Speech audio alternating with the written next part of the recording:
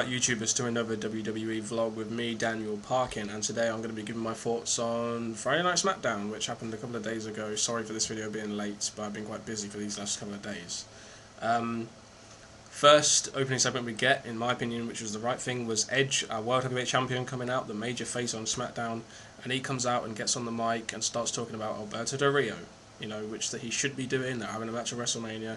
It's great hype for their rivalry. And not only that, but he says that he wants to have a fight with him.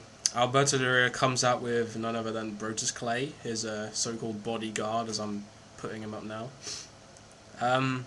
Basically, they come in the ring, Edge attacks them both, and they both beat on Edge. This is until Mr. Christian comes down and assists his brother, Edge. Unfortunately, he gets knocked down as well, because Brodus Clay is a big bastard, and he could probably beat them two on his own if he wanted to. After they both get knocked down, Teddy Long comes out, says that it will be a historic night. We will get to see Edge and Christian team up together for the first time in 10 years, to face Alberto Del Rio and Brodus Clay. So that pretty much set up our main event. You know, once again, we get more Edge and Alberto build up. But will Christian be involved in this match at all? You know, I don't think he will. But they're sort of teasing it, and it does make you wonder whether he's actually going to get involved in this match, or even involved in WrestleMania at all at the moment. But anyway, the next match we had was Kane versus Wade Barrett. Wade Barrett came out on the mic and said that, "Kane, you've made some catastrophic errors," all that kind of jargon. And about 2 minutes into their match, they had the Corre come running down, of course, and they attack Kane, and it's just a beat down. Basically, the Corre beats down Kane. Big Show comes out. As soon as Big Show gets in the ring, they all scatter, and we get a commercial break. And as soon as we come back from the commercial break, there's a tag team match, and there's been nothing sanctioned here. As far as I watched it on YouTube, there has been nothing sanctioned, but apparently Teddy Long made a tag team match between Big Show and Kane, and Wade Barrett and Heath Slater. Why they have Heath Slater in there, I don't know. I'd have preferred to have seen Ezekiel Jackson, as him and Big Show have a bit of a thing going on at the moment, apparently. You know, I'd rather have seen Big Show, but I do like the fact they're kind of like teasing him. You know, they're not making him wrestle at the moment, they're just letting him interfere in these matches. I do like the fact they're kind of like teasing him until he actually does wrestle. I think that does more for his build-up than it would do if he was wrestling every single week. You know, and the match, I don't even remember how this match finishes. Oh yeah, of course, the Corre comes out again. You know, it's getting really predictable now. It happens every match they have. The Corre comes out again and tries to attack Big Show and Kane. Big Show gets knocked to the outside, I think, after the match has happened, and then he goes out and gets a chair, and then manages to smack Ezekiel Jackson, and then he hits Kane with the chair, you know, which is a little bit confusing for me, because I still don't know what they're doing with the Corre, what are they doing with Kane and Big Show, you know. It's still not very clear what they're doing with each other. Now with Big Show hitting Kane, you kind of think to yourself, well, you know, they can't team up to face the Corre because they just hit each other with a chair. But you still don't know what's going to happen with that, and I really do hope the Corre get involved in WrestleMania, because I do think they could make, you know, a WrestleMania match quite good in what hopefully. Although, just for the record, I'd rather see Barrett face someone on his own. That's just my opinion. Okay. So next match we had was Cody Rhodes. Came out in a suit, took his blazer and tie off, and he pretty much squashed JTG, who's becoming SmackDown's new jobber. Like Ted DiBiase is for Raw, I suppose. And Sheamus as well. And that was that. Pretty much that's all there was to that. 3 minutes of squashing. Next we have the Michael Cole Cena interview.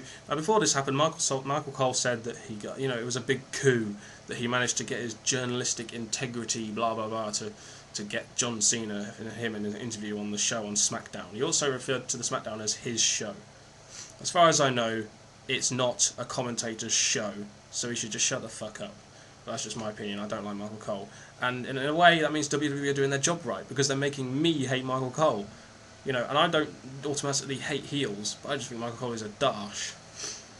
They had the interview, they showed the footage of Miz attacking him, and John Cena says that he's done with these mind games with The Rock. He's finally going to concentrate on The Miz. And I'm thinking to myself, Thank fucking God. It's about time you stopped going around with Rock. It's about time you started concentrating on your match at WrestleMania for the WWE title, and not a match which you're never possibly going to have with a guy. You know, while the Rock and Cena feud was quite good to see, it wasn't going to end anywhere. They weren't going to have a match unless their rumoured match at SummerSlam is correct. But it's good to see John Cena finally focusing on Miz now, who is going to be his WrestleMania opponent. Hopefully now they're going to build a rivalry between those two. You know, which needs to be done in one of their upper card matches. A big rivalry needs to, you know, accompany a good match in order to make WrestleMania good. And also, we saw John Cena attack Michael Cole. He had him up in the FU. I don't care. I prefer to call it the FU. And basically, he nearly FUs him until Jack Swagger comes in, and then he manages to give Jack Swagger the FU. And that was the end of that segment. It was a pretty decent segment, in all. Michael Cole gets a lot of heat as usual. John Cena gets cheers because he's the major babyface in WWE at the moment. So there you go. Then we had a Divas match: Layla versus Kaitlyn. Kaitlyn making her debut, wrestling debut, and of course Layla gets the clean victory. McCool doesn't interfere or anything, so a bit unexpected, but there you go. That's a Divas match for you. Nothing really much more to say about it, other than I think they probably could have done more with Kaitlyn, but there you go.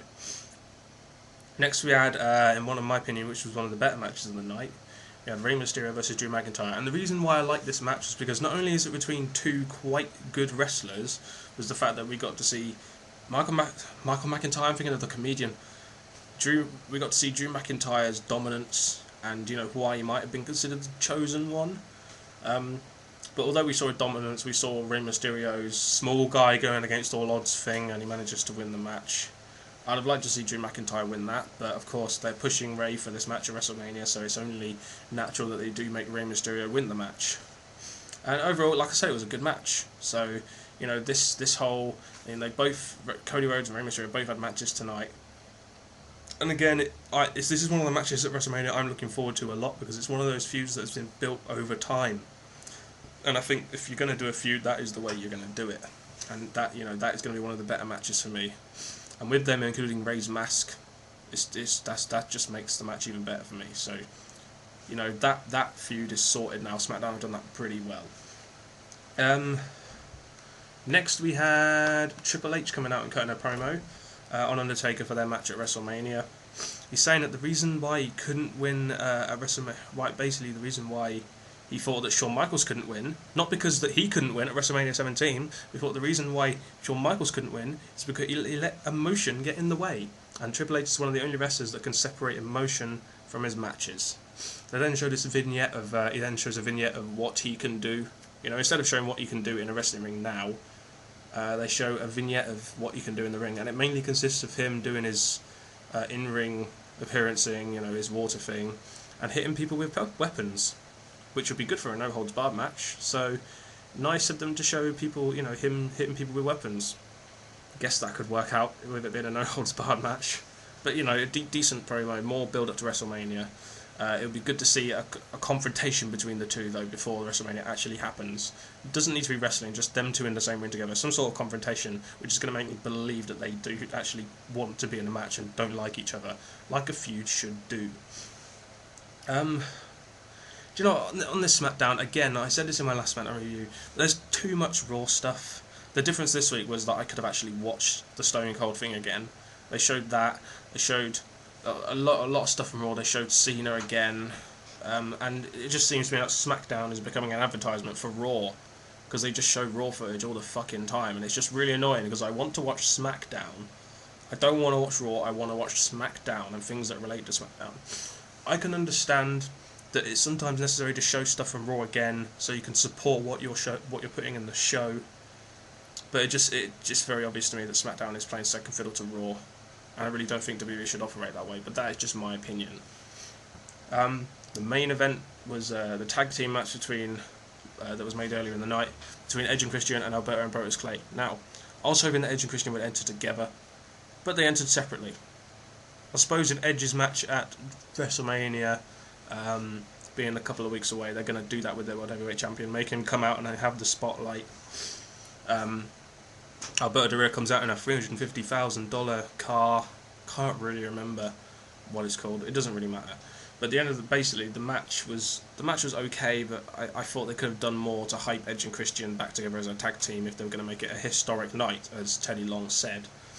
The match ended with Christian doing a tornado DDT on Brodus Clay, and then Edge doing the Edge elbow. I don't think I've ever seen him do that move before, but then again, I've only been in wrestling since last summer, so I could be missing out on something here.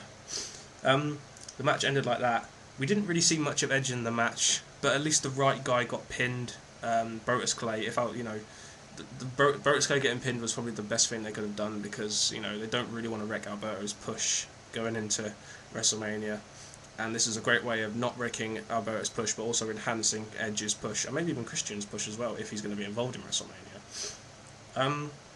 So yeah, it was good to see Edge and Christian back as a tag team, but they didn't hype it up enough. They could have done something like their 5-second flash photography thing or something, just to show they were back as a tag team for the first time in 10 years, and that could have definitely made it a historic night, but they didn't do that. Instead, they both adopted their singles gimmicks, which didn't really show them as a tag team that well.